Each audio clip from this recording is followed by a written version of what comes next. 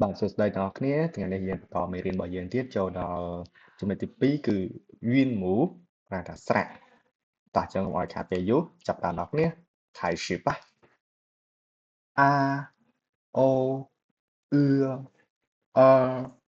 ai a ao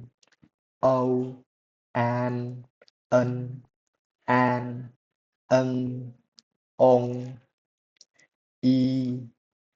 ya ia eo yêu yên in yang in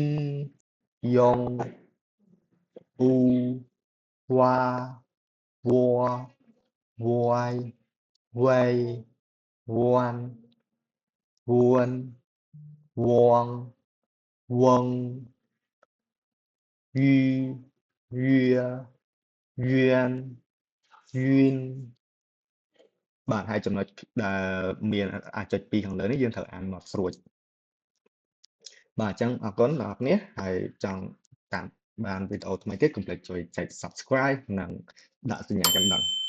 អរគុណបាយបាយជួបគ្នាវីដេអូក្រោយ